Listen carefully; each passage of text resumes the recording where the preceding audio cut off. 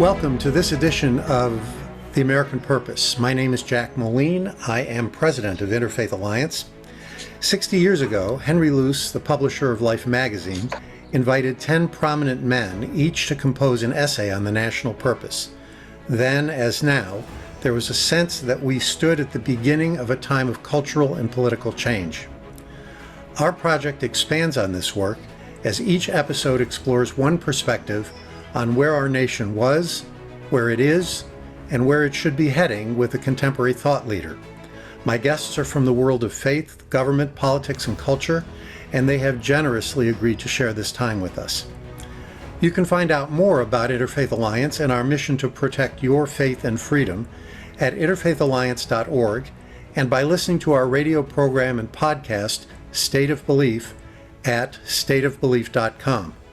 But right now, let's find out more about the American Purpose with my guest, Valerie Brown. Valerie Brown is a coach certified as a Dharma teacher in the Plum Village tradition of the amazing Thich Nhat Hanh. And if you're not familiar with Thich Nhat Hanh's work, you should be. And she is the lead spiritual officer of Lead Smart Coaching. And I imagine we'll hear a little bit more about that. Valerie, welcome, and thank you for being with us. Thank you, Jack. It's a delight to be here with you and your audience. I know that you have a backstory that will be fascinating. So before I start asking you questions, tell us what happened about 20 years ago. Okay, I'm not sure where to start. There are many, many stories that I could tell. I could tell the story of my first encounter with Thich Nhat Hanh and coming to that. Please. So I was born and raised, grew up in the People's Republic of Brooklyn, and grew up with a lot, like many people of color, Black people in particular. I grew up with a single parent. My mother was a maid in the Hotel Manhattan.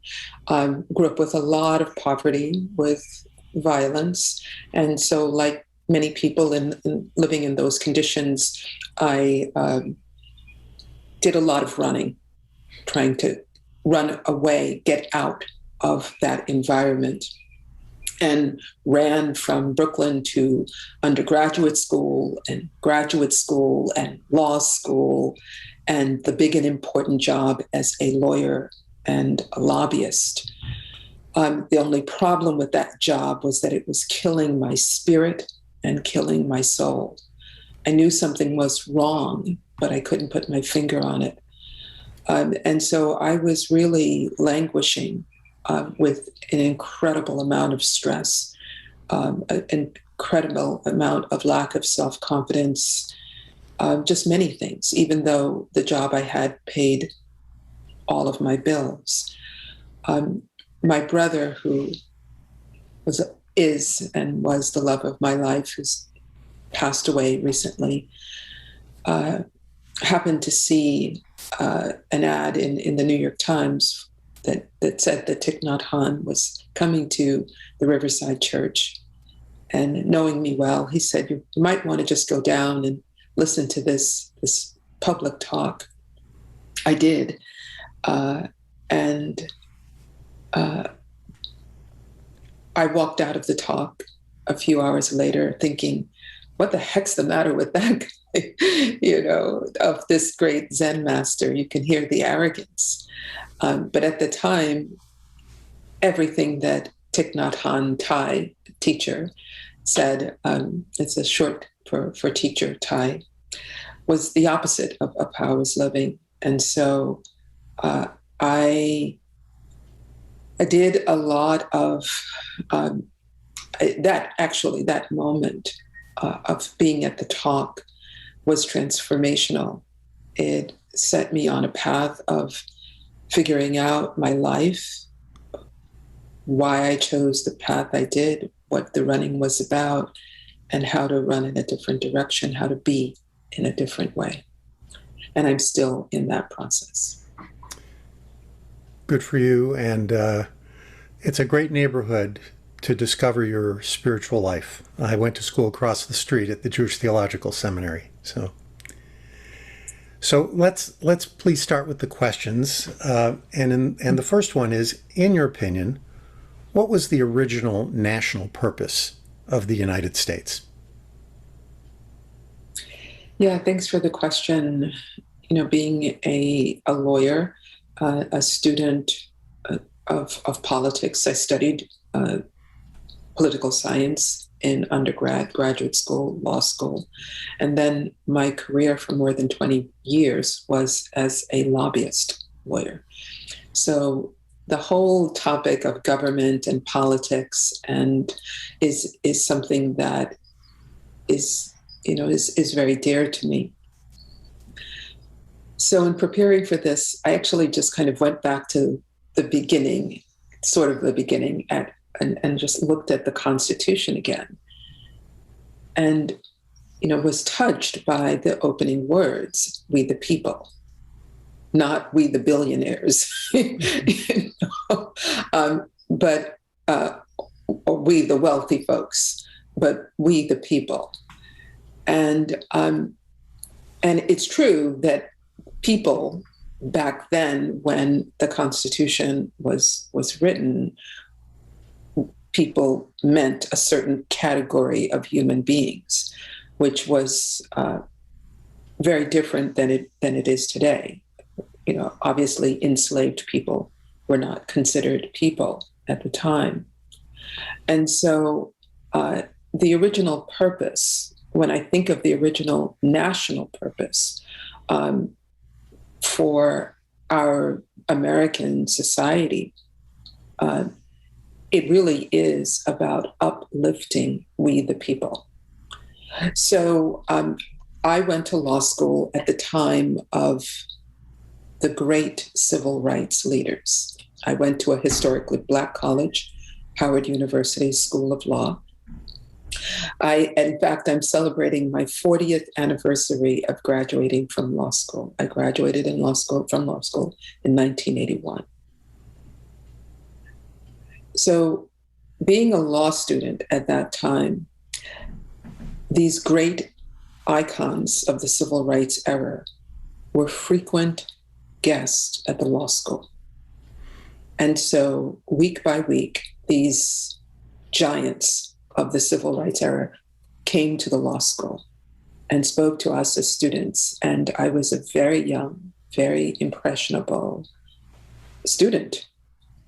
And so people like James Baldwin and Mrs. Rosa Parks and Justice Thurgood Marshall were people that helped me to understand what we the people means, what it is my role as an individual and to the collective, to the social good of our country.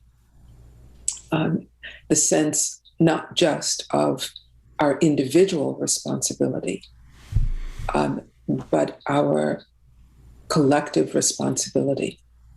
And that was very much ingrained in us as law students at that time, particularly by these incredible giants, these icons of the civil rights era. So I feel incredibly lucky that I was alive at that time, I was a student at that time, and I had 3 years to be among these people and to understand what does we the people mean. Do you believe that that is the American purpose going forward? Is it still we the people, or has that changed? So, yes, I think on many levels, we the people still holds. So our society is in the midst of change and turbulence. We're still in a global pandemic. And what that means, I think, still holds. And yet it is like everything else, changing. So we, the people, the challenge for us today in the we, the people, is how do we uplift human dignity? And by that, I mean everyone's right to education and housing and medical care. How do we provide for equal opportunity for everyone to flourish in our society? We know that that is not the case, that in many ways our society has gone backwards, right? We just have to look at the social determinants of health, and to see what is and has been happening in our society. When we look at particularly the plight of Black Americans today, everything from the birth of a child, infant mortality rates, through the education gap that happens in our educational system, to the wealth gap, the accumulation of wealth, the recent research that has come out about this, to the health disparities that we have been made apparent due to particularly and most recently COVID-19,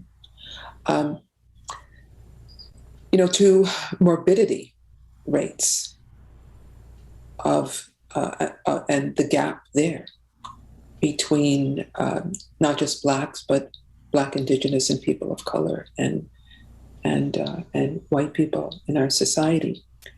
That there is greater division, there is greater disparity, and this is the challenge for us going forward.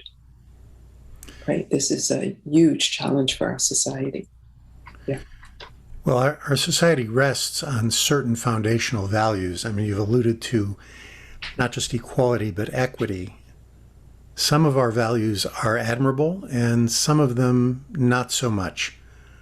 What are one or two of the values in the United States that are worth doubling down on as we pursue our national purpose?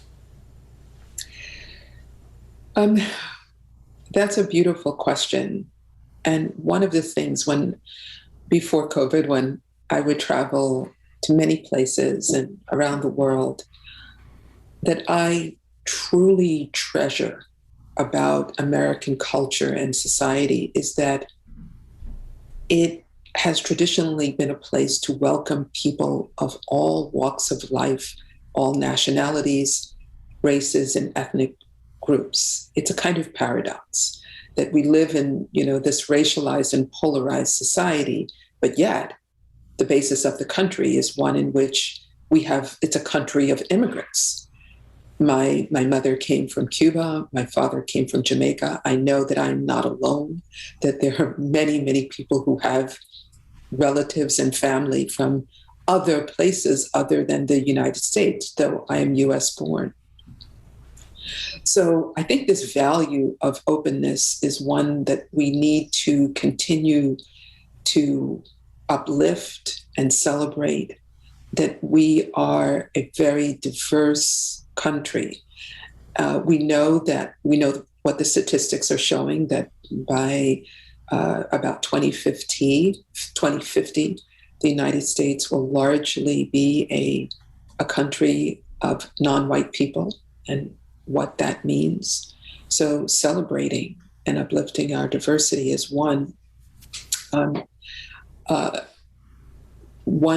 particular value, the openness that it takes to be in America, where people come from all over the world. I think that is something, the welcoming, the diversity. These are two values that I think are really, really important. Openness, diversity, the welcome that is the hallmark of a country of immigrants. And of course, no system is perfect. So I wonder if you can identify one or two of our values that seem to hold us back from the necessary progress we have to make. Yeah, thank you for that. Um, Two that come to mind are our penchant for individualism. This is a country that, the brave frontier, the lone wolf. I'm going to tough it out alone. We know from the statistics that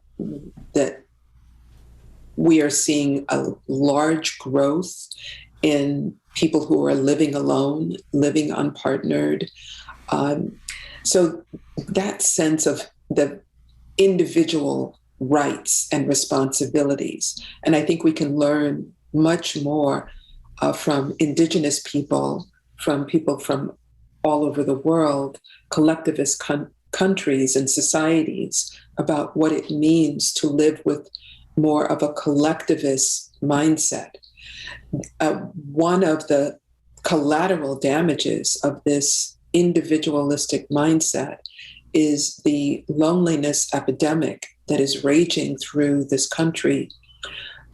We're talking now about the Delta variant of COVID-19, but even before COVID-19, the United States Surgeon General declared that the United States was experiencing a loneliness epidemic.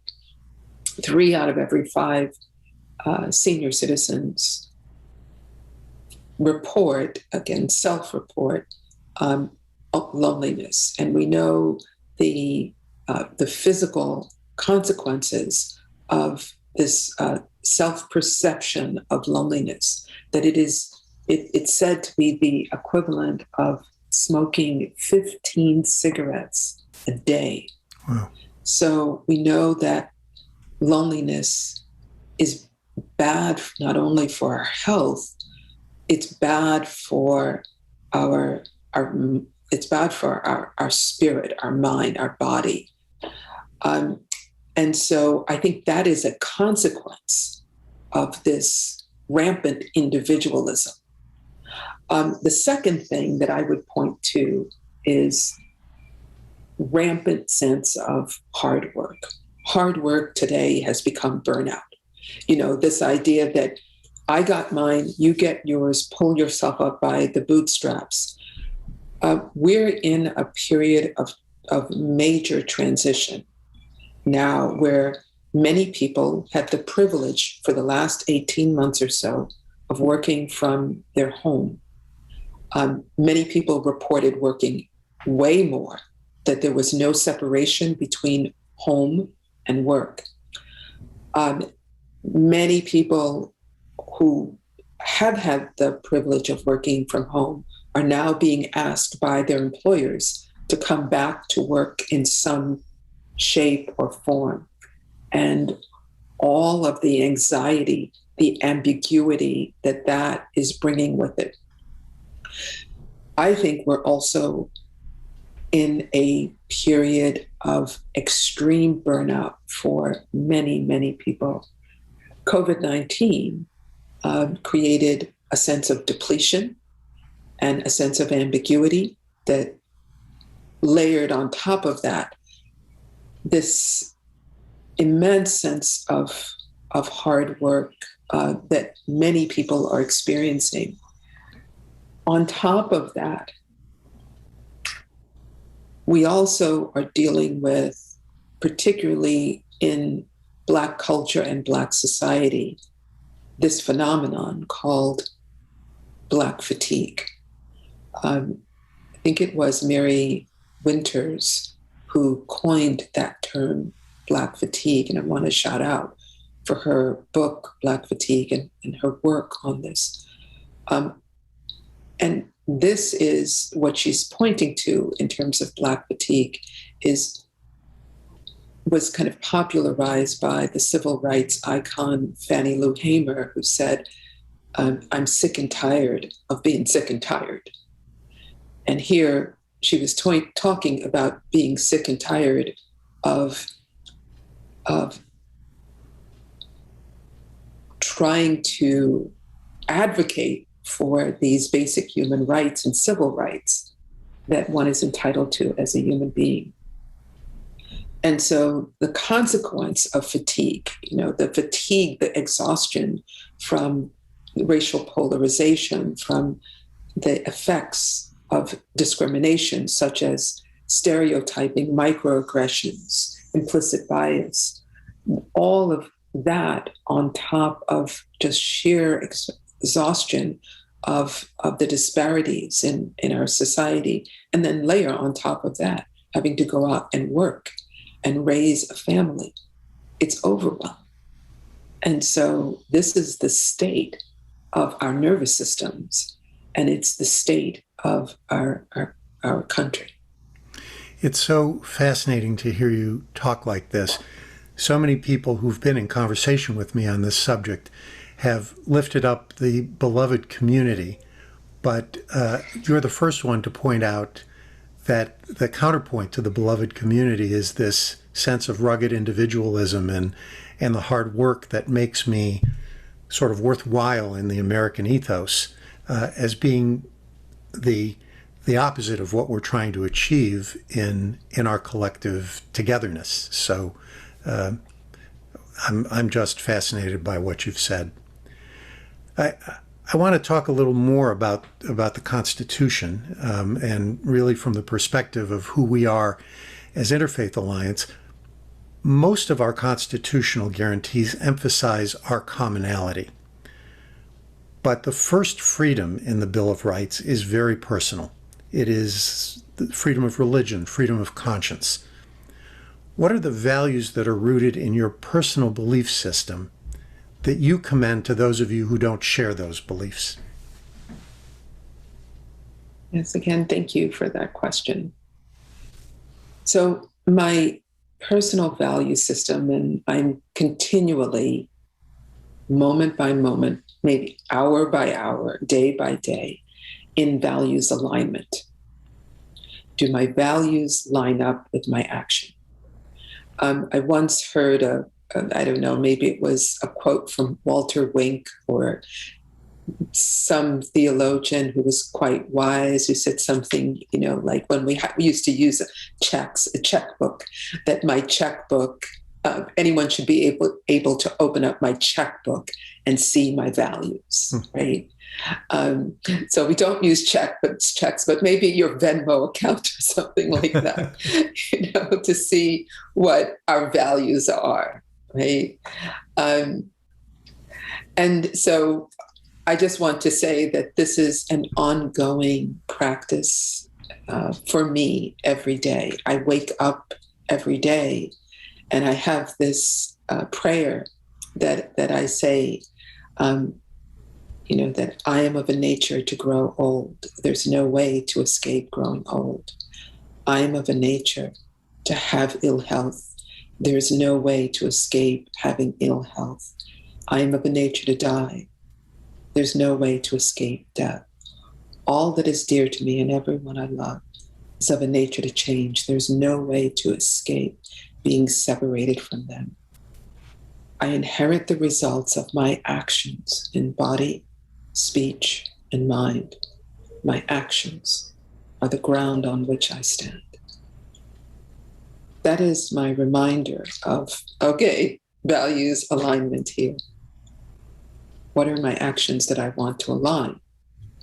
And so one of my actions that I want to align comes from my years and much gratitude, not only to Zen Master Thich Nhat Hanh, but to the Vietnamese people who have produced a Thich Nhat Hanh, and to the Plum Village community and many others, the Quaker communities as well.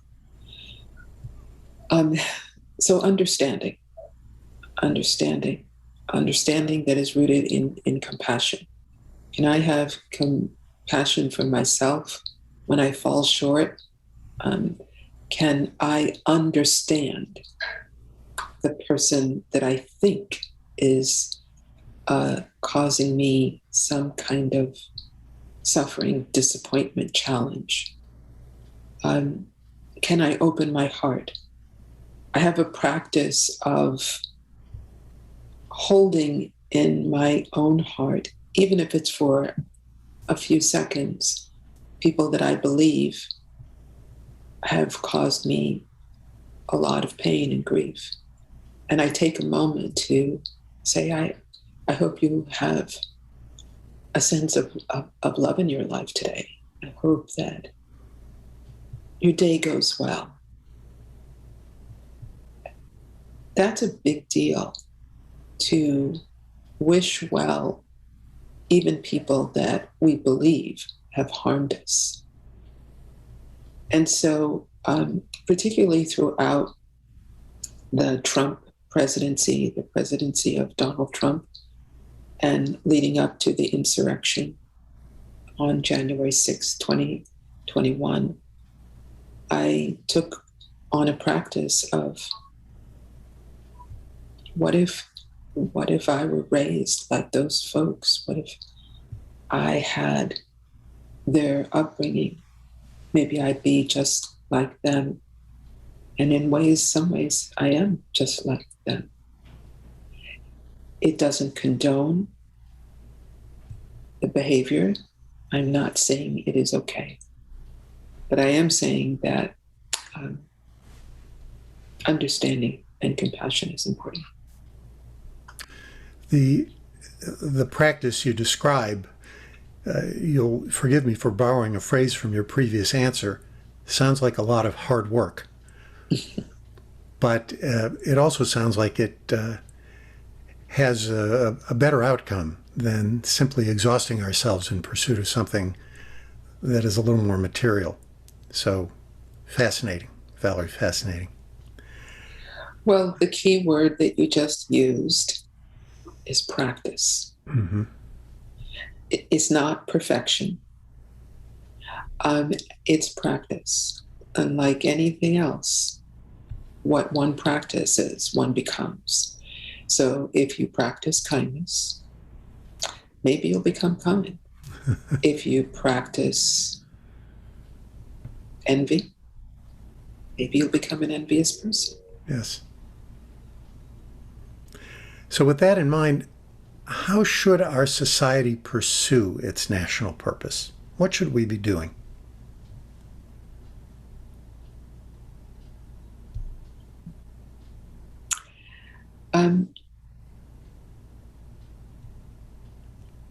We're busy. It's a very busy life. And that needs to be rethunk, to really prioritize how we care for ourselves and care for this planet. The planet is on fire. We are at climate crisis. We need to rethink. And COVID gave us an opportunity to stop. That was a big stopping for many people. And we need, and I think it's really important to figure out what was the teaching from COVID. And for me personally, it was rethinking all the busy. And one thing that was really clear,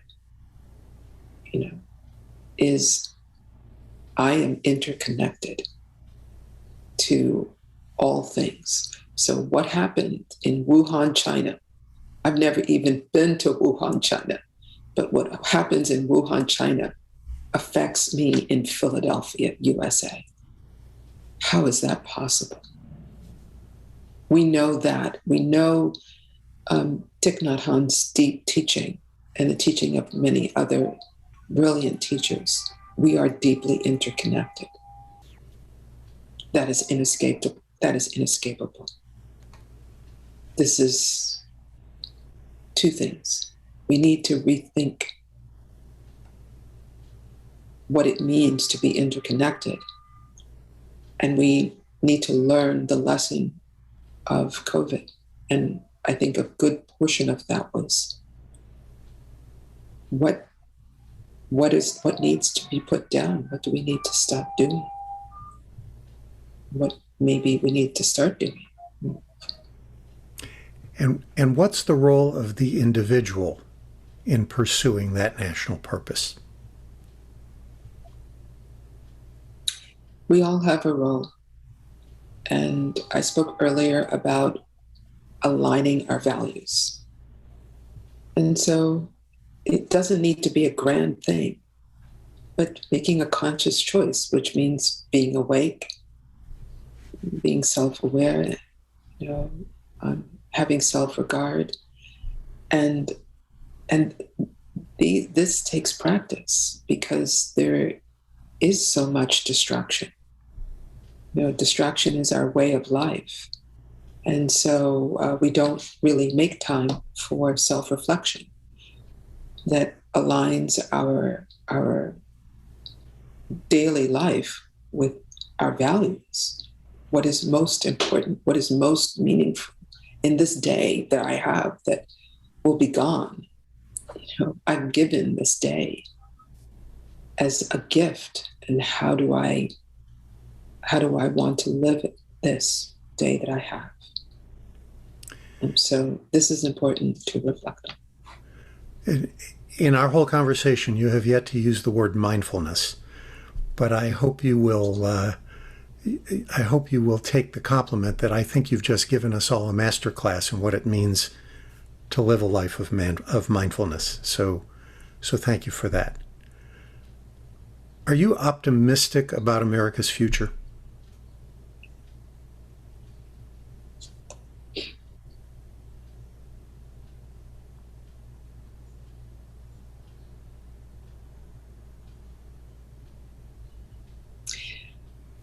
Optimism is a consequence of resilience. And I think we are a resilient people. I think we are a hopeful people. And hope always leans forward. Hope doesn't lean back. And so I have hope. I have great hope that we the people can care for each other. We can care for this incredibly beautiful and needful planet. And that we can live with a true sense of understanding in our humanity, in what your other guests described as the beloved community, in what Thich Nhat Hanh calls love in action. So, yes, hope leans forward. Wonderful. Valerie, thank you so much. And thanks to you, our listeners, for engaging with us in exploring the American purpose. It's been an honor and a pleasure to spend this time with Valerie Brown, who has shared her perspective so generously. And you can learn more about Valerie by visiting leadsmartcoaching.com, where you'll find out a little bit more about her and how she interacts with people who seek the guidance of an extraordinary organization. You can listen to this and to other episodes at americanpurpose.org and learn more about our work at stateofbelief.com and interfaithalliance.org. Interfaith Alliance has produced this program under the guidance of Ray Kirstein. I am Jack Moline, encouraging you to live with purpose.